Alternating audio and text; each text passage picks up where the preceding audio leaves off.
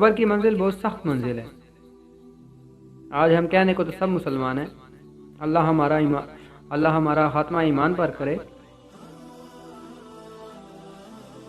یہ تو اللہ ہی بہتر جانتا ہے ہم لوگوں میں مسلمان سچے کون اور منافق کون ہے۔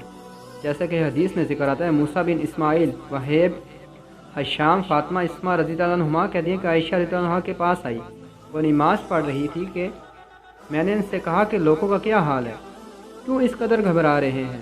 تو انہوں نے آسمان کی طرف اشارہ کیا اور دیکھو آفتاب میں گہن ہو رہا ہے۔ پھر میں اتنے میں سب لوگوں کو دیکھا کہ نماز کسوف کے لیے کھڑے ہو گئے۔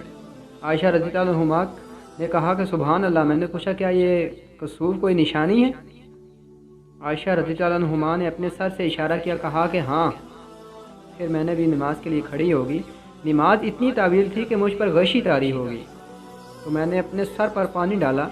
پھر جب نماز ہو چکی گہن جاتا رہا تو نبی صلی اللہ علیہ وسلم نے اللہ کی حمد و ثنا بیان کی اور فرمایا کہ جو چیز اب تک مجھ سے نہ دیکھی گئی تھی اس نے میں نے اس وقت تک اپنی جگہ پر کھڑے کھڑے دیکھ لیا، یہاں تک کہ جنت اور دوزخ بھی میری طرف وہی بھیجی گئی۔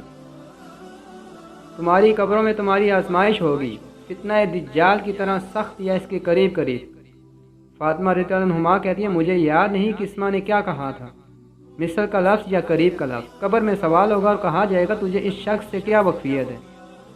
اگر وہ مومن ہے، وہ ممکن ہے، کہتی ہے مجھے یاد نہیں اسماء نے کیا کہا، اگر وہ مومن ہے تو میت کہے گا کہ یہ محمد ہے، وہ اللہ کے پیغمبر ہیں، ہمارے پاس معجزات اور ہدایت لے کر آئے، لہٰذا ہم نے ان کی بات مانی اور ان کی پیروی کی۔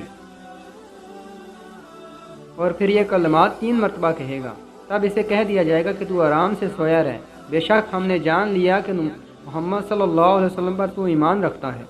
لیکن منافق یا شک کرنے والا وہ کہے گا کہ میں اصل حقیقت تو نہیں جانتا، مگر میں نے لوگوں کو ان کی نسبت کچھ کہتے ہوئے سنا ہے، وہی میں نے بھی کہہ دیا۔